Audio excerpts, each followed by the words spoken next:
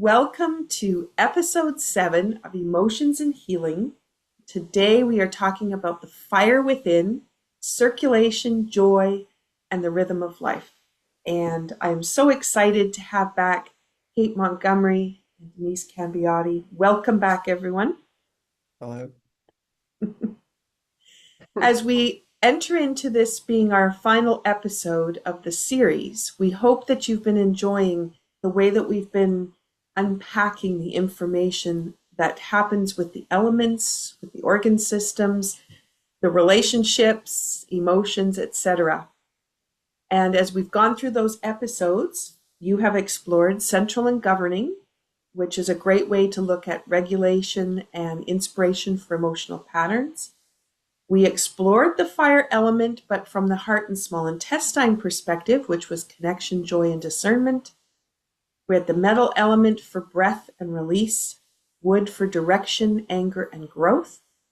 We had the earth element for nourishment and empathy, and water element for fear and anxiety. So now we come around to this last layer, and it's a deep layer. It's a different layer than the ones we've been talking about so far, because now we're looking at circulation. They call it the Circulation Sex Meridian, and then the triple warmer. And this has to do with glands and hormones and burners, the way the heat is distributed in the body. This system is all about the rhythm of life, how we circulate energy, sustain joy, regulate stress, and maintain vitality across all systems of the body. So in this episode, we're looking at where does joy flow freely in your life? Where does it feel blocked or muted? And are you living with vitality, or are you simply managing stress? So let's find out the background for Kate and Denise. If you're just coming into this is the first episode. So Kate is a holistic health practitioner, a certified sports massage therapist, a naturopathic doctor, a bioenergetic wellness professional, and author. And with a background in respiratory therapy and decades of experience working with athletes, performers, professionals, she supports emotional resilience, physical performance, and nervous system balance. Her work integrates muscle monitoring, movement, and holistic strategies to help clients navigate stress, hormonal balance, and emotional well-being. Denise Cambiotti is a bioenergetic wellness educator and the founder of Muscle Tuners International. She specializes in touch for health, muscle monitoring, meridian balancing, neurolymphatic techniques. She supports individuals and professionals in understanding how emotional stress, glandular function, movement patterns, etc. all influence healing, vitality, and long-term wellness. So you can see by their background, they're packed with all kinds of information, and information you might not have come across before. And this is a great way to start to learn, to open up some of the truths that we've been living by and finding out if they are true, and if there's another perspective, and what is that perspective, and where can it take us? All right. For those of you, if this is the first time into the podcast, then we always provide a healing session while you listen. We do that by setting ourselves up with the beverage that we're drinking. So we invite you to grab some water that you can infuse with the intention we have today. Maybe you've got some tea there. Maybe you've got a cup of coffee. But we invite you to think about what you infuse into that cup so that you can reap some energetic benefits from it while you're listening. And I'm going to ask Kate, what have you got in your cup today? Well, because the weather went cold again, I decided I'd put lemon and ginger today together, and I added a little bit of ginger root to the tea bag. So that's what I'm doing today. Just try to stay warm, internally warm. Internally warm. Beautiful. Thank you for that. Yes. And I always love, for those listening, Kate is always running out to the garden to grab another herb and put her teas together based on some fresh ones that come from the garden, which is always delightful. And Denise, what have you got today? Today I have the warmth of a beautiful light green tea with Mm. rose petals to honor the fire meridian that we're working with today. Beautiful. Beautiful. Okay, and from the Cape Breton Tea Company, I'm going to talk about Liberty Wine and Power Pack because both of those are teas we created for this fire element and this part of the fire element. Today with that Liberty Wine, I'm going to focus on the ingredients that come out of the Power Pack, but both of them create a rich and energizing experience that helps to support this fire element to go to a deeper level. And from the Power Pack, I chose some ingredients. Cardamom is one you're going to recognize, but I chose sea holly because that's one that people go, what is that? So sea holly is an herb that strengthens and provides resilience. It supports inner stability and the ability to stand strong in one's truth and vitality. And sometimes when those burners aren't working correctly and the circulation isn't like you want it to be, we lose that strength and that vitality. And this is a great way to bring that in. I've partnered it with the cardamom, which is warmth and activation, same as Kate was talking about. Cardamom awakens the senses, supports circulation, and invites joy and openness into the system. So together, these herbs are supporting a balanced activation. So you're not working with burnout, but you have sustained vitality and joy. The affirmation that's on the side of the package is, the fire element supports processing, clearing, and enhancing the most important aspects of joyful living. I just love reflecting on thinking about what do I need to let go of so that I can get to that joyful living part. So cheers. Thank you so much for coming to this 7th episode. And it's been so lovely to chat with you.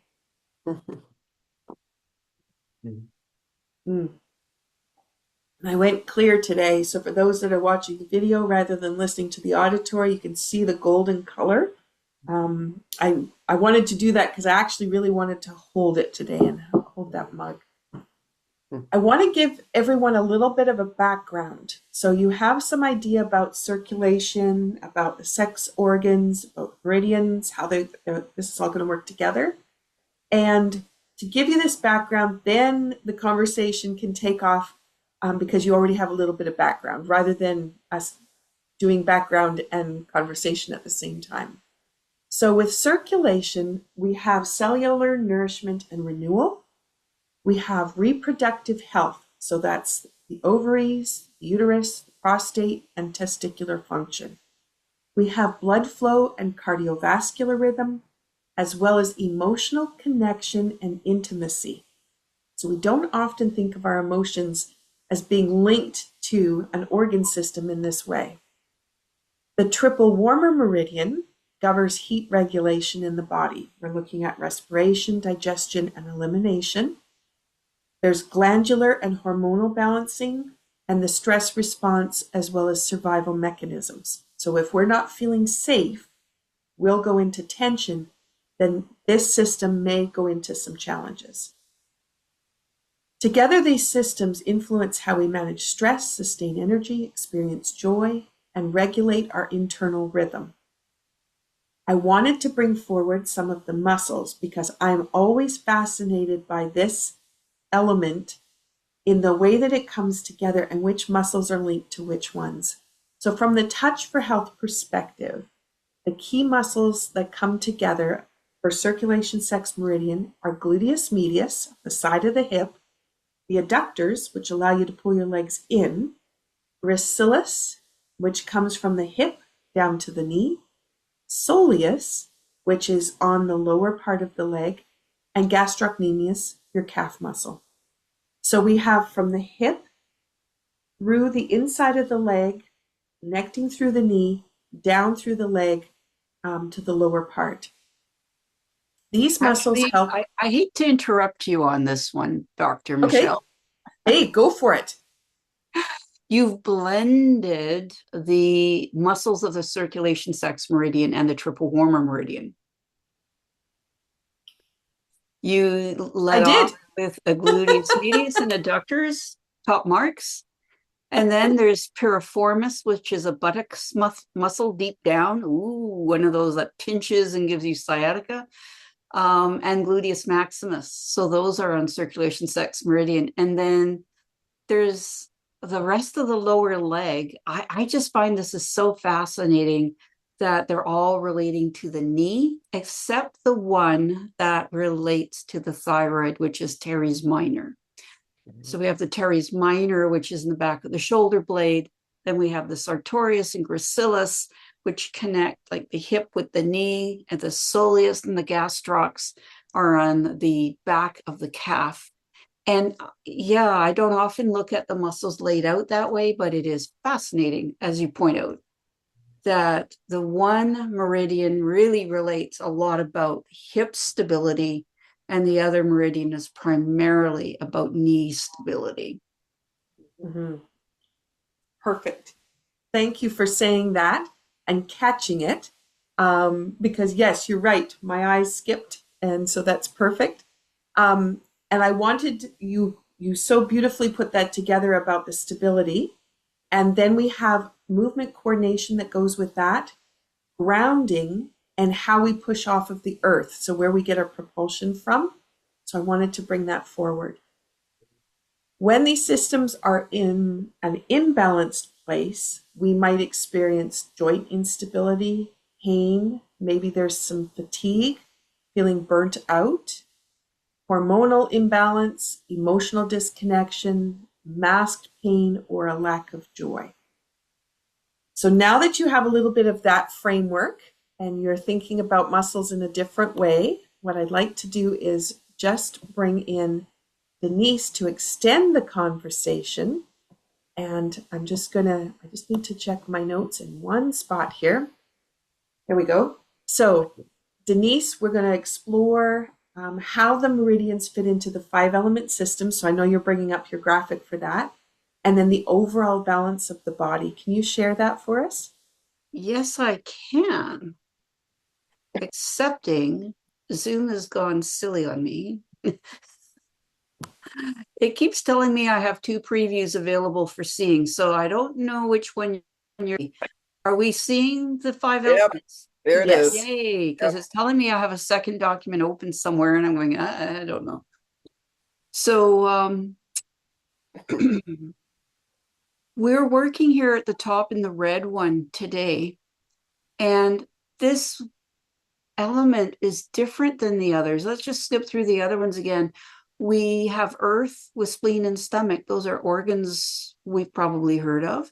Metal element has lung and large intestine. Again, those are organs. Water element has bladder and kidney. Very, very good. Wood relates to gallbladder and liver. Then we come up here to the fire element. And our very first talk of this series was about the small intestine and the heart, also organs. But the fire element is a little bit different in that it contains not 2, but 4 meridians. So here you've been talking about the triple warmer that relates to glands primarily, and the lot to do with heat of the body, distribution of heat, and circulation sex, which has a great deal to do with the distribution of blood, supporting the heart in the distribution of blood, but also the distribution of hormones, which are critical. So those 2 aren't organs, and they're kind of difficult to explain other than to say, wow, isn't this cool that this model includes not just organs, but the glands as well? How did the Chinese people know that 3,500 to 5,000 years ago? Exactly.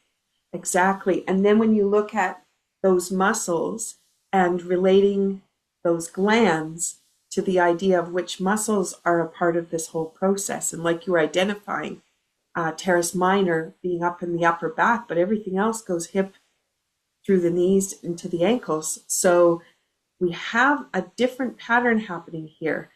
Do you want to share a little bit about what happens when people are under a lot of stress? Or today in Tai Chi, we were talking about people who go and they decide they're going to have a new workout plan. So they dive into that and then they are overactive, and then they put stress in a slightly different way. Can you share a little bit about that, Denise? Well, this opens the door to an awareness I got from a system called applied physiology. And coming out of Touch for Health, all I knew was you check a muscle, it looks okay, you're good. And if it unlocks, ooh, we get to do something for that poor muscle that's not carrying its share of the load. Well, I end up in an applied physiology workshop, and I learned that sometimes when you test a muscle and it looks okay, it's not. It is recruiting energy from wherever it can. It's holding its breath. It's locking its knees. And I'm going to be strong when you test me. I can do it kind of energy. And that's not balanced energy at all. And so it was quite an interesting awareness. And it's a foundational piece when I train muscle tuners to not trust that a muscle, when you test it, that looks okay is really okay. And so a huge amount of the population today is walking around with all kinds of compensations just to get through the day, just to lift the bag of potatoes, just to get in and out of bed. There's muscles that are holding their breath and going, I can do it, I can help you with this. And they are not happy. And these muscles often are causing a lot of pain in the body because they get too tight in order to try to hold things together. Now, you get to a certain level and you just can't hold it together anymore, and that muscle goes offline. And that's not just a simple, oh, I'm temporarily out of service. Give me 5 minutes, please, or a day. These muscles blow and fuse and they're gone. So this, when unaddressed, these muscles are causing havoc because now that causes other muscles to have to come in and compensate for the ones that are pretty permanently out of service. And that can be restored with bioenergetic practices, with all types of practices if you do them. Like Tai Chi and Qigong, it's opening up pathways. And when the pathways are open, the muscles come back. But most people just get tired and they'd rather leave work and go sit in their easy boy and watch TV all night. Or I was in this state when I was 18, I'd come home from work and I'd need a nap before I could make dinner. And that was not right. So I appreciate it when people come in, like a woman yesterday. She felt absolutely horrible. And this is the second time she's come to see me saying and admitting, I feel horrible. And I have high pain tolerance. She was just a classic person, right? She is in a position of great responsibility. She's in a high stress job. And she says, and I have a lot of tolerance, but I'm at my limit. She was the perfect avatar, the perfect model of this concept. And I think in the conversations that have been happening over the last few weeks around here, so many people have been overextending themselves for so long that the body is just giving up because it just can't do anymore. It can't. And what if the system that's under stress is the one that runs your adrenals? You wanted me to link my answer to how does that affect glandular function? Well, what happens if your adrenals go offline? Well, that's your emergency. It's like having a cup of coffee without having a cup of coffee. The adrenals are supposed to short term give you a little bit of energy to get through something that's very important. What do you do when that system goes, okay, I can't hold it together anymore? Or the thyroid. And how many North Americans have thyroid imbalances and it's unrecognized, underdiagnosed, and yeah, I could go into having had conversations with some medical doctors who do not believe adrenals can just stop working unless there's a dis-ease, right? Like they actually know, or the thyroid, well, it can be low function, but it can still work, right? Well, when there's no gas in the tank, no, those glands can't. And they're not the only glands of the body. Mm-hmm. Exactly. Oh, and so back to emotions, which is the theme of all this. When you have a thyroid imbalance, it's, there's certain symptoms or signs that you look for. And when somebody has a certain number of signs with this emotional roller coaster thing going on, classic thyroid, and the adrenals when they're flat, and the two of them together, they help each other. They talk very intimately with one another. And usually if one is under stress, the other one is definitely under stress and often not treated.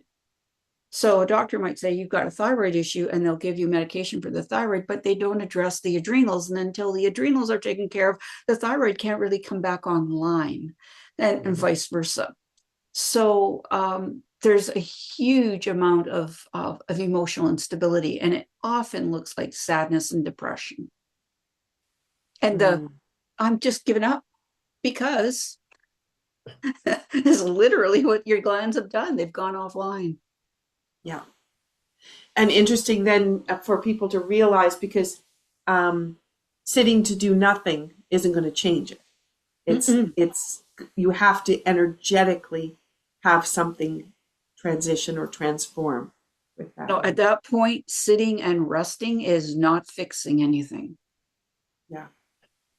All right, Kate, let's bring you into this conversation because what we want to explore is when that joy and that vitality disappears, what happens? How do people, performance in sports or at work, how are they motivated?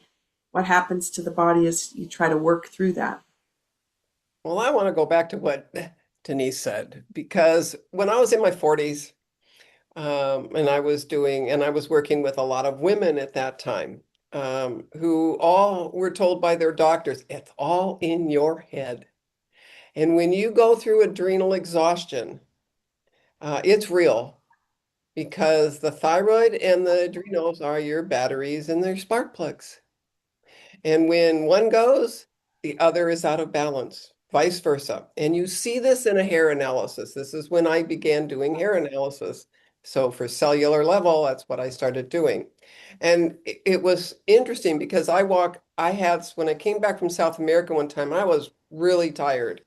And I went to a doctor, and I never do if I can help it, but I did because nothing I was doing was working.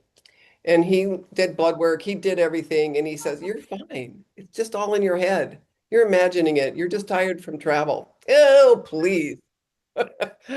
So I started searching, and I had an athlete that did hair analysis for his athletic, to help him with removing heavy metals. So it's what he was doing. But I remembered that. And so very hard to find somebody that does it.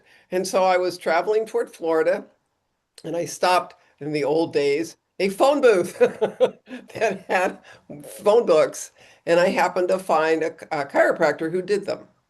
And when I got the results back, boy, was I just shocked at how stressed my body was.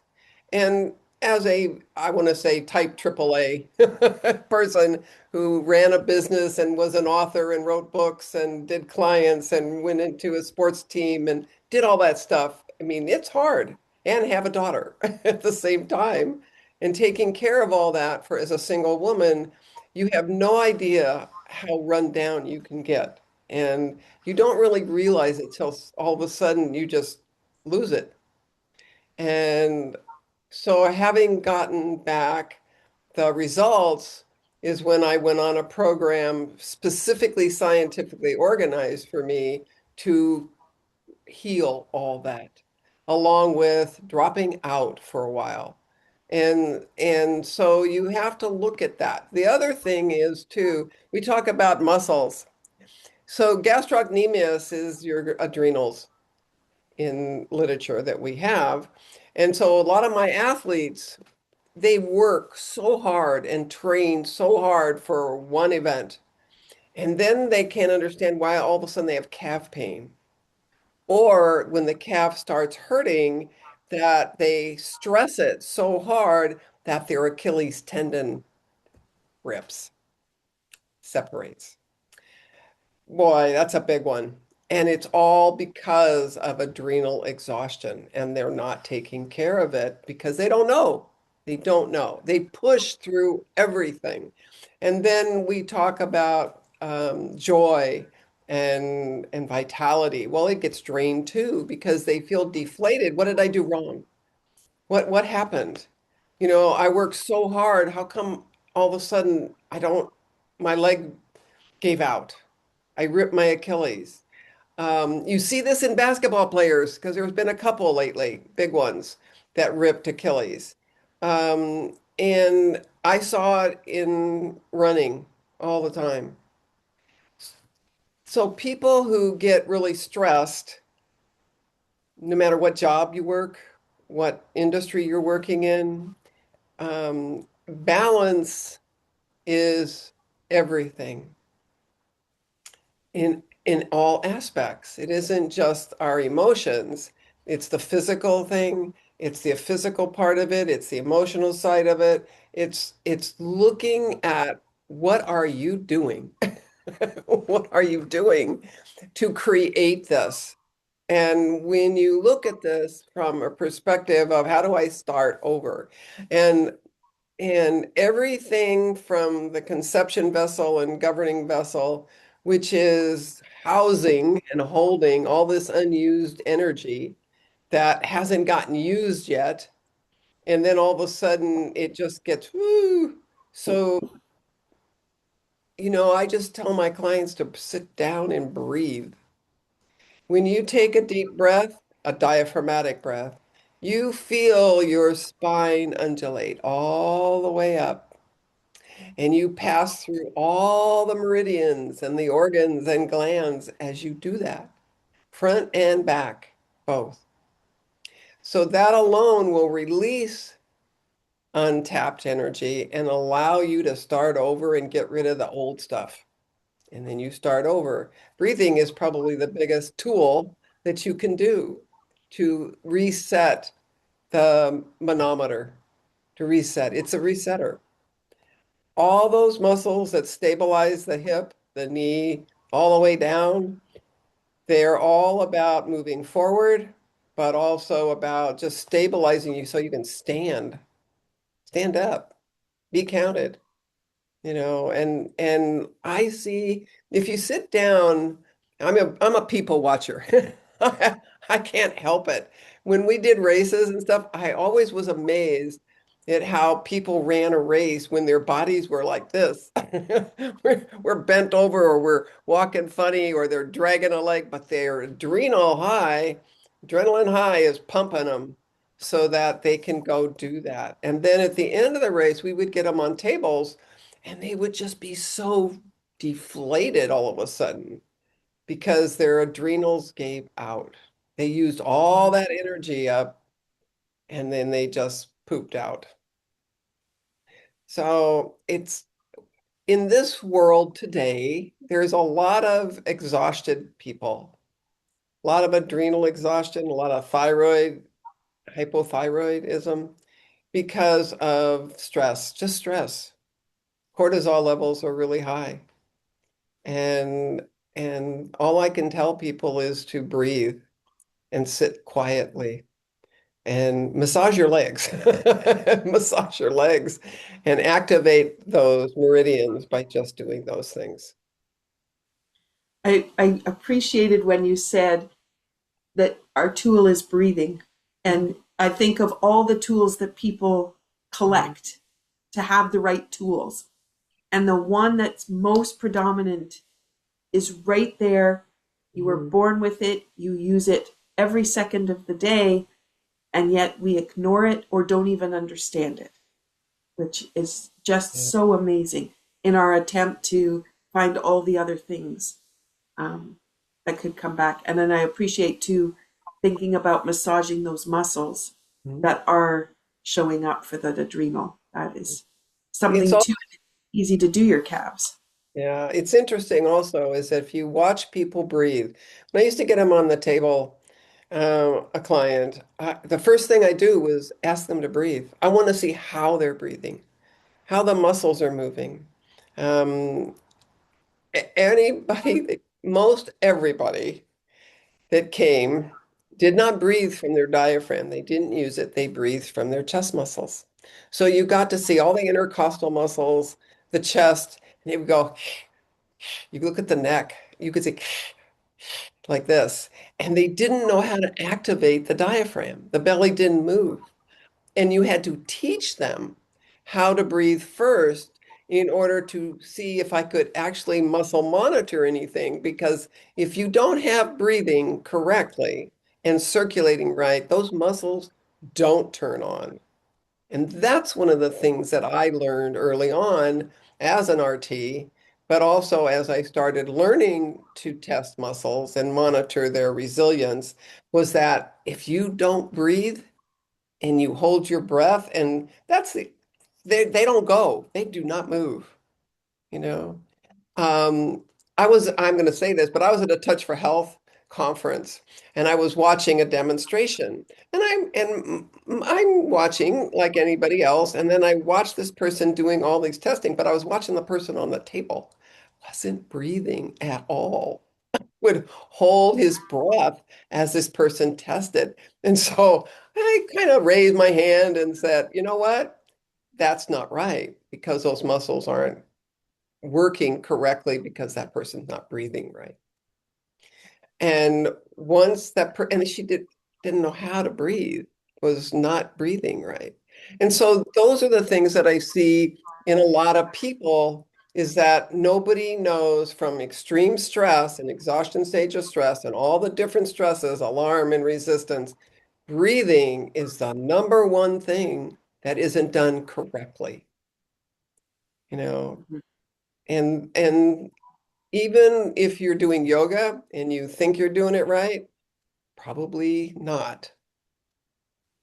So those are the other things that you have to look at is to make sure that it's done right and that you're getting a full deep movement because the spine moves with every breath.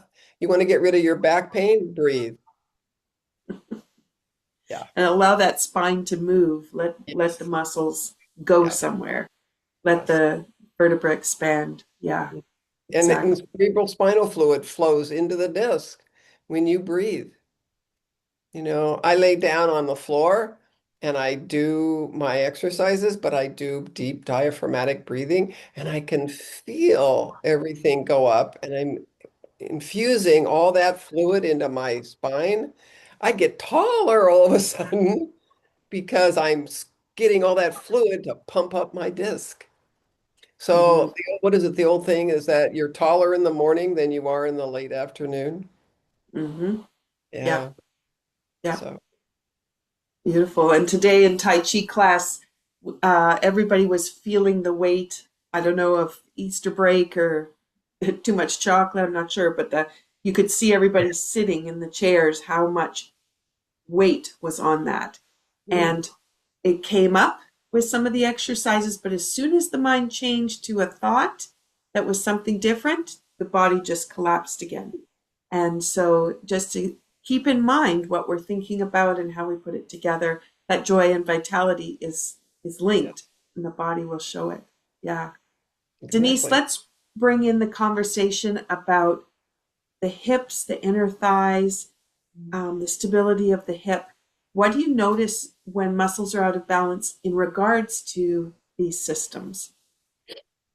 Well, first of all, if I happen to be looking out the window when a client's coming up to the clinic, I can see many of them are not walking properly. Unconsciously, they're walking, and it's usually they're normal and they think there's nothing wrong with it. Sometimes I'll have them when they come in the door before the session starts, I have them evaluate their walk.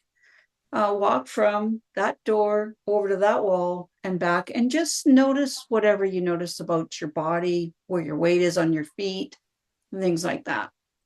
And so many people are unconscious that they're hinged forward from the hips when they walk.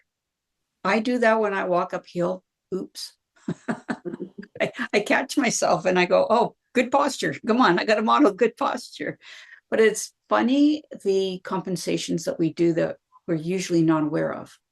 And so the first thing is when the hip and knee muscles are out of balance, we'll call it balance for lack of a different term. They're not walking properly. And when you're not walking properly, the whole rest of your body isn't functioning properly either. When I see hip muscles out of alignment, especially if it's out on one side, the whole body can lurch. And it's not that dramatic for those that are listening and, you're not watching this recording on video. I just leaned over a bit to the side, but it's really interesting that some people are operating from putting all the weight on one leg and literally leaning over, which puts a huge amount of stress on the system.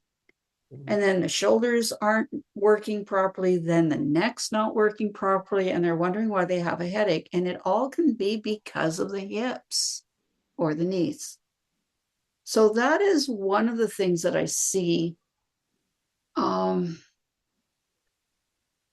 when those muscles are out of balance. And if it's a female and males of a certain age, a maturing age, the muscles around the hips that are relevant to the circulation sex meridian are usually not working properly. And I had an early win in my clinic. I did a session for a young woman with endometriosis. She'd heard about me, that I do this way of communicating with the body. And her body clearly told me the gluteus medius muscle was not happy. And so her whole session was about balancing the gluteus medius muscle on the right and left sides of her body to be absolutely tuned right up. And she had a profound life change. And she comes back a month later and she's like, woohoo, the endometriosis pain's gone, this, that, the other thing. She started referring her sister, her mother, her nieces.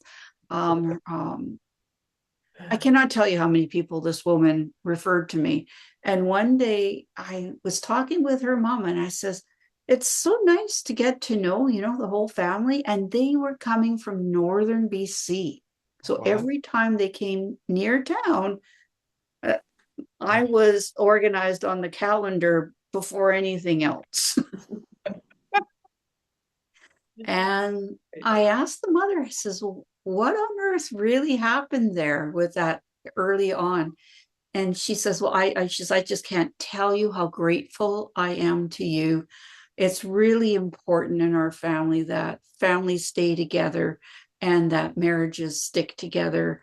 And because of that session, my daughter's not divorced, because it was not fun being in that relationship with the pain she was going through and the emotion she was going through.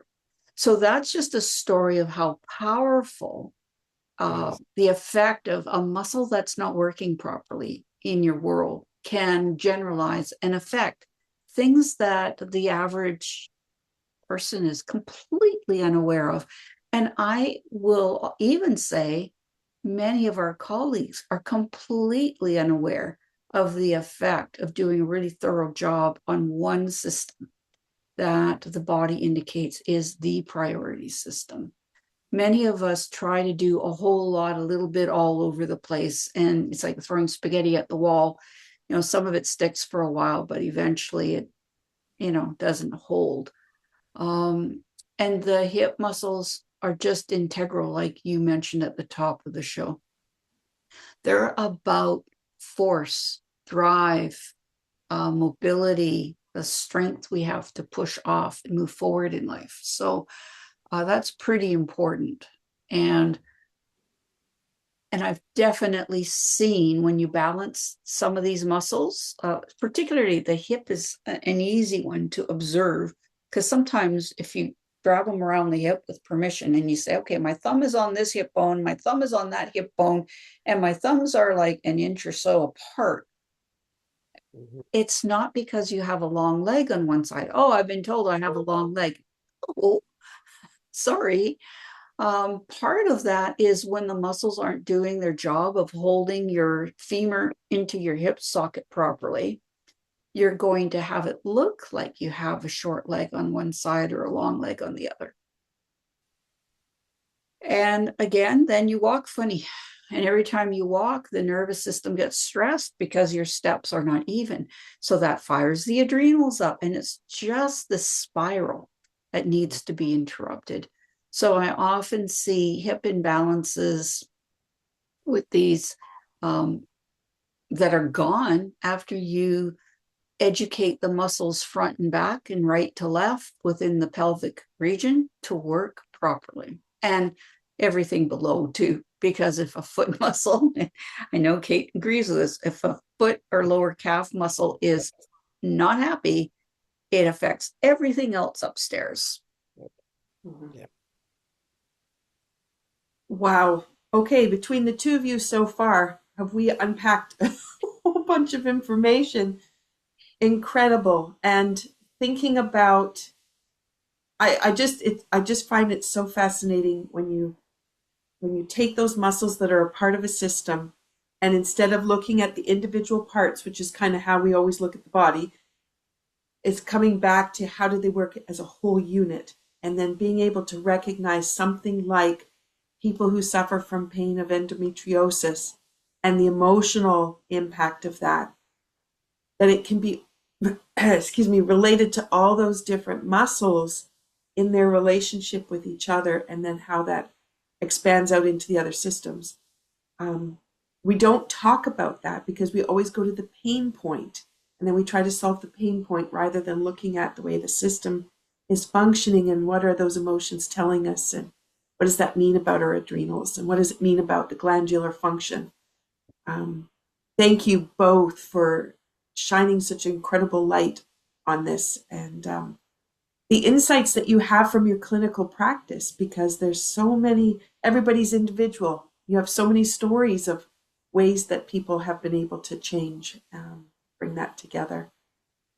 Okay, having said that and sitting in my wow, Kate, why don't we look at the emotional and energetic imbalances coming back around. So if somebody's challenged by the emotions, how the hip, the knees, and the ankles, whichever joints we want to look at, how they're impacted by those thoughts or those feelings that are coming up.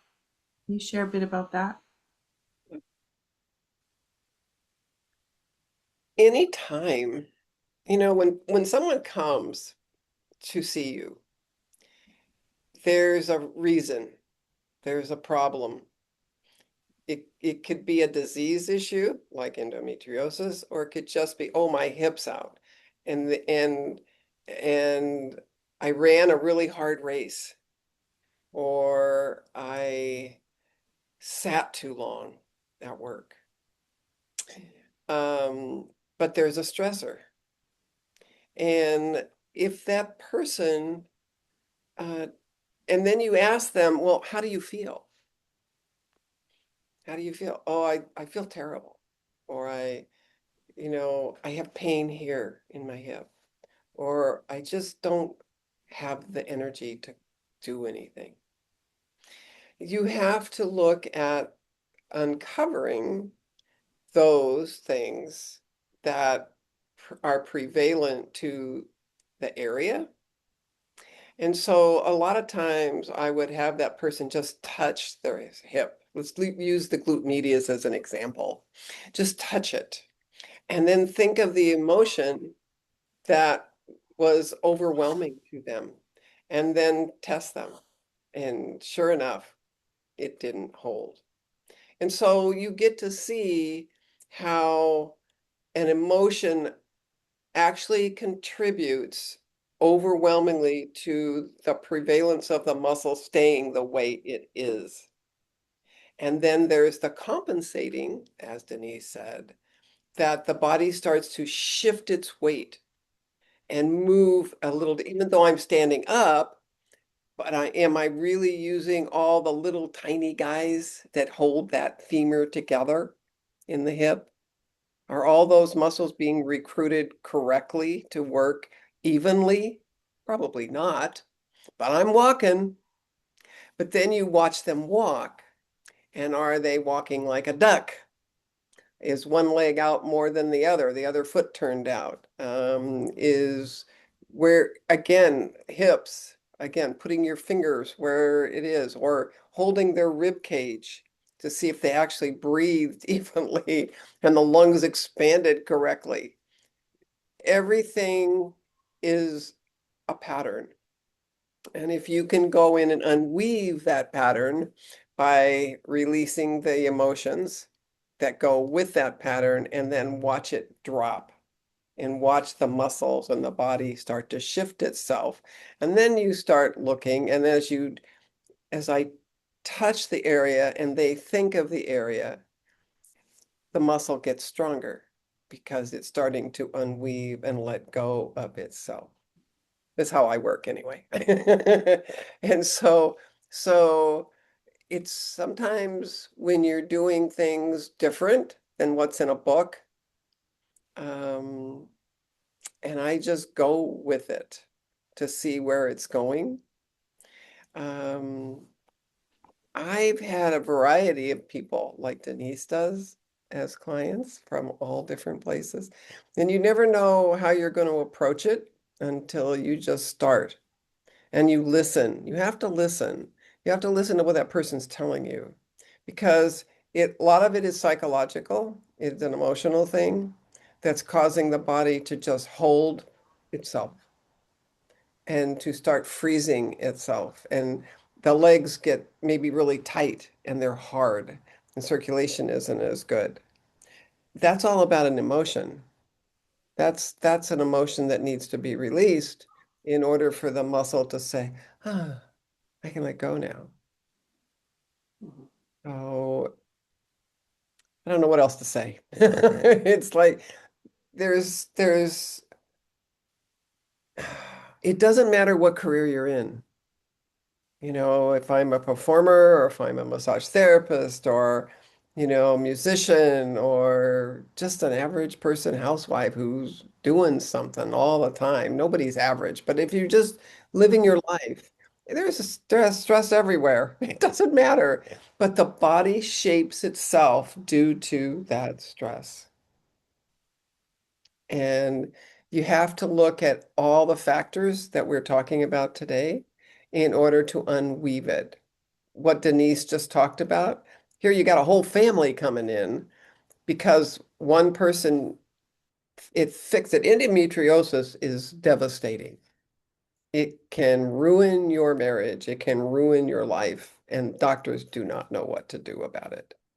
And when you can unweave it to what she did, then you save somebody's life and you save somebody's marriage, and then the whole family gets saved at the same time. So the family sticks together because they found a real outlet.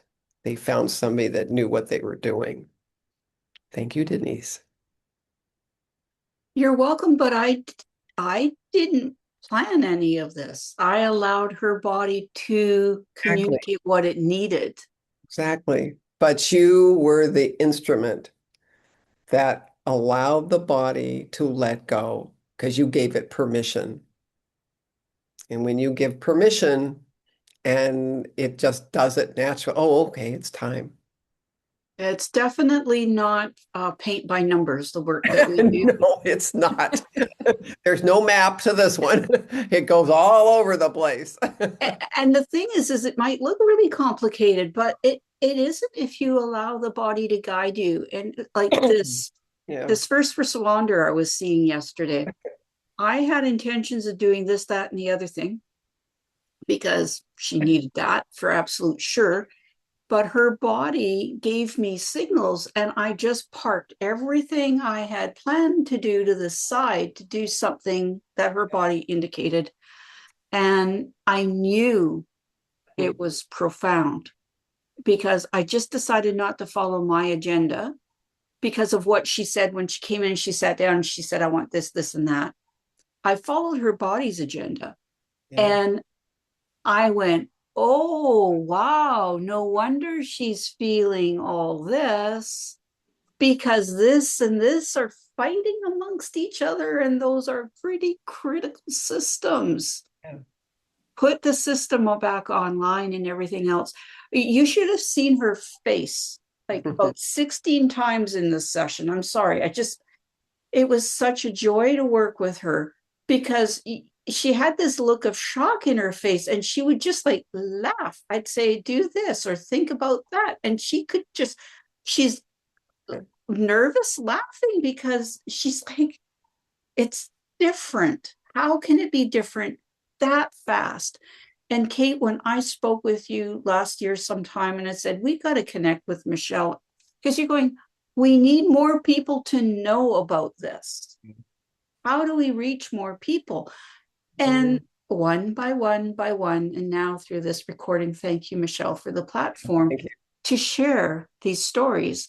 Because even when I was a level 1 student, my very first class, thinking I was doing things all wrong, I was still having a profound effect on one person and the ripples in their community. And so while what we're talking about might sound like it takes years to study, it's just like once you're in, you're in. and you learn with every client a little bit, or you soak it up somehow.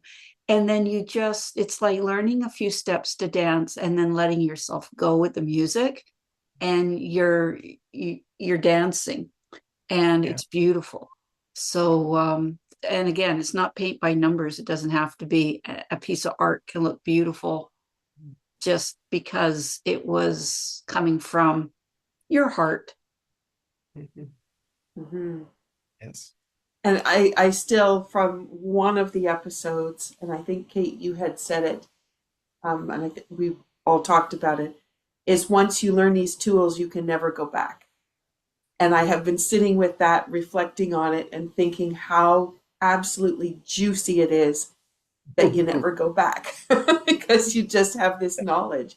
Or if you choose to ignore it, then you still live in Wonderland where I wonder why I have, but that opportunity to go, I can find out why. And this is so beautiful. I wish sometimes in classes, I've been a long time ago, some of the classes I took, I remember the instructor teaching a certain thing, and then I would be standing over that person and going, And then all of a sudden there's a part of me that says, no, if you do it this way and you do it that way, it works better and you get a better result. And sometimes, I mean, it's nice to learn what you're being taught, but then there's a part of you that starts seeing a better way. And I wish sometimes that we could just teach students to open up and let that intuitive come out and start there, because it's great to have a playbook to go by, but then not throw it away, but then just put your hands there and feel the energy, feel what's really going on, or listen as you scan the body, feel what's it. And that's kind of what I started doing, because once I started opening up myself and allowing this other part of me to start listening to that person's body and not just doing a mechanical thing, the difference was amazing, just like what you did, Denise. And when you do that, then the whole outcome is totally different. And that's why the person starts laughing and says, oh, is that easy? Oh my gosh, really? Yeah, that's what's marvelous about the work we do. That's really the most amazing gift that we can do, is that we're open. One of the students I had last week was doing a sleep workshop and explaining from this perspective how to look at sleep challenges. And he came after the class and he said, the gift you gave me was I can ask my body a question and it will answer me. And he said, I've wondered about that my whole life. And he had admitted he was 78.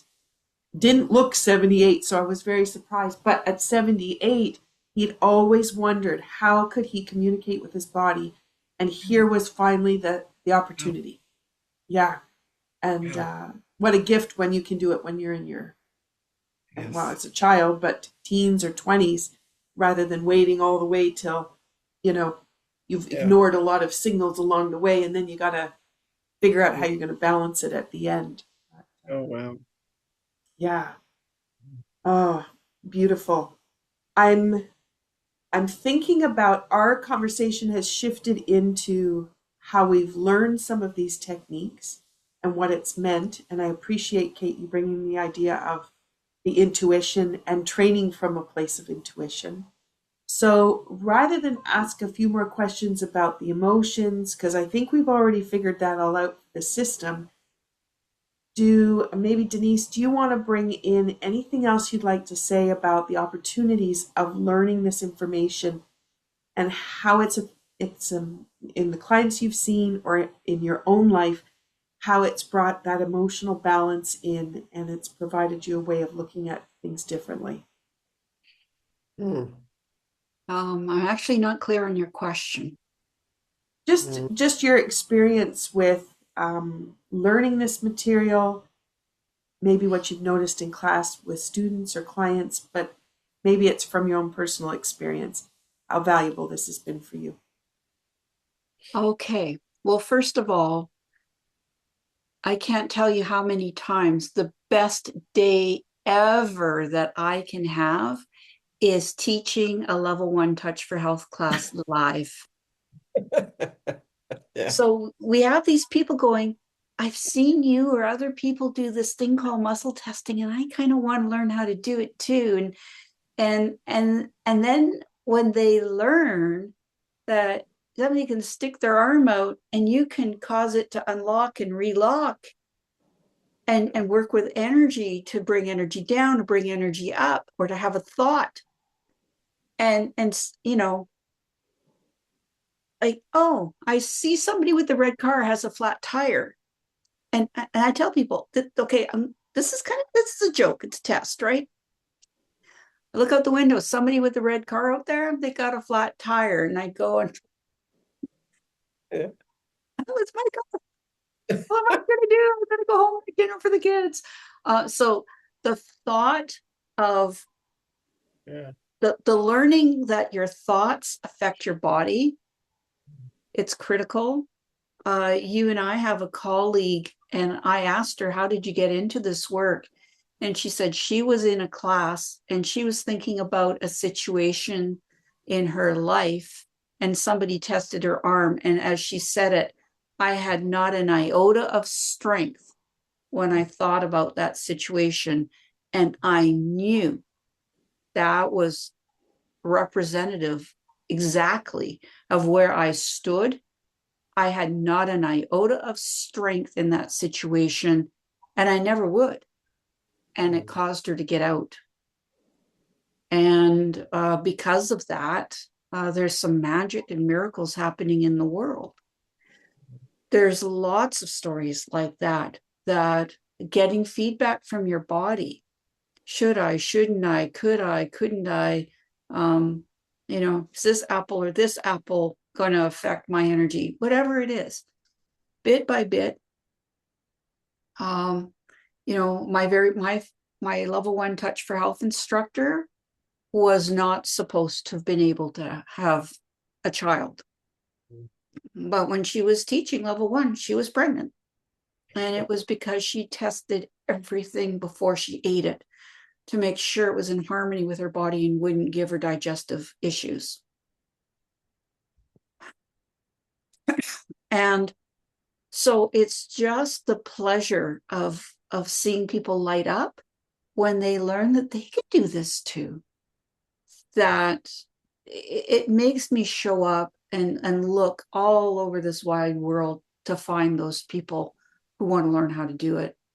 And then the next most important thing is to have confidence. You're not doing brain surgery. It's not rocket science. Nobody's going to die if you don't say anything inappropriate, illegal, like, oh, this muscle's not working and you've got heart disease.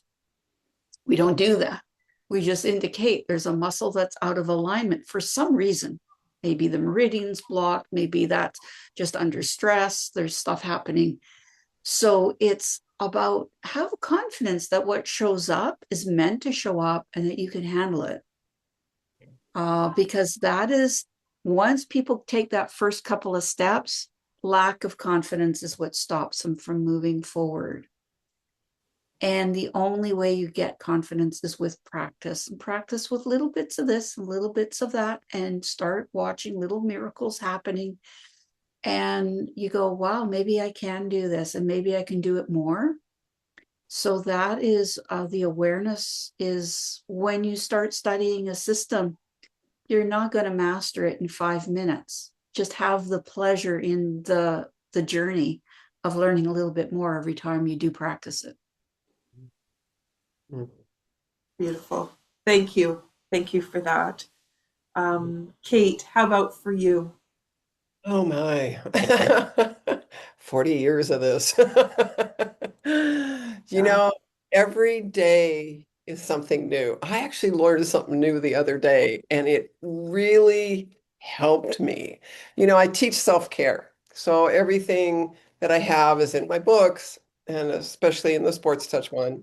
And the way that I was working with the core muscles is good. But I haven't been able to release my quadratus lumborum. And a gift was sent to me in my email. I follow a certain gentleman who has now passed on, but his work's phenomenal.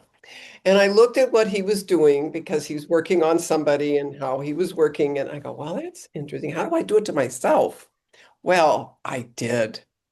And so I was able to put my fist between my hips and my rib cage and lean to the left because it's my right.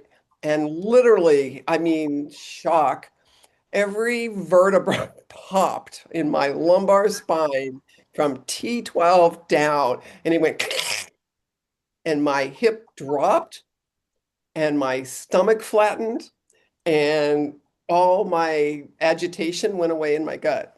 It was like, and it happened immediately. And since then, I've been working on it every day and watching different things happen.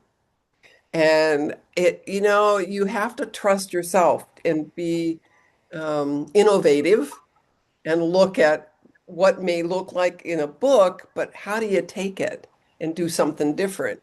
When I was doing sports, I'd look at the sport the person was in, take cycling, and I'd put them on the bike and test the quad all the way through range of motion. They don't do that in class. You just test it one way, two ends together, and that's where you go. Well, but I took them through and I found just a part of the quad not working. And then, of course, we do the hamstring. And it's like, oh, look at this. Your knee's not tracking either because this muscle's where it is. And once we did that, then that turned his foot in so that he was in his pedal and he locked in better. And if you think outside that box, as I have said many times, then you just sort of you've got this little board in front of your head going dee, dee, dee, dee, dee, and you're thinking all really fast what you can do, and it doesn't take that long. And you see it's like this big picture unfolds. Um, it's like it's a miracle. I mean, I don't even know how to say, but you just go with it because you sense it, it's right there, and you feel it in yourself. That's your confidence. And every person that learns to do any of body work or whatever they're doing, you trust. You have to really trust that you're doing it right. And even if you're doing it wrong, that doesn't mean it's wrong because maybe it's telling you to look at it this way. So instead of testing the arm this way, maybe I'm testing it back here, or I'm testing it out here, or I'm going here. You take it in range of motion. Don't be afraid to try different avenues. Every direction is it opens a door. It's just like doing the hip and all those teeny weeny little muscles and ligaments and everything in there that are holding the joint together. Well, you know what? Just start looking. And you may not see them directly or touch them directly, but if you put it in your head, and you look at it and then you start testing. So there's a lot of I love Beardall's work because I can go in and look at little things like that. And so I just have learned to trust, just trust and not be afraid to think you're wrong, you know. And then I know that it's large intestine meridian, and I know it's a core muscle, and I know that it's stuff that just eased everything down. And it reset all the alignment of my spine too. So I've been working over days for that. Yesterday it was in my thoracic area, worked its way up. Today I'm fine. So it's all shifted back into the center. I'm not perfect by any means. Too many car accidents and whiplashes in the past. And but I'm not in pain. And my feet are even. My pressure and my feet are now about the same. I feel it. I can feel it. And that's really what you have to do. What do you feel? How do you feel? I feel great, you know. So those are the things. So I learned this nice little technique by watching what he was doing to another, and I ended up being able to do it for myself. Well, that's another self-care tool. And I thought, great. How to release the core muscles and do them both sides. You know, and that's what I was working on was both sides. Once I did one and I got it settled down, then I started looking at the other side. So I now have a waist, which is great. I have a waist now. So as everyone's listening and we're looking at the stories that have come forward today, and we think about our emotions, we think about how our emotions affect our day, we think about the joy and the vitality that we want to be living by. As you think about the circulation, sex, and triple warmer meridians, they have a way of showing us whether or not we're living our life with the integrity that we need to have for our systems and our bodies to function. So you can look at how you're regulating your energy, sustaining your vitality, reconnecting with passion and purpose.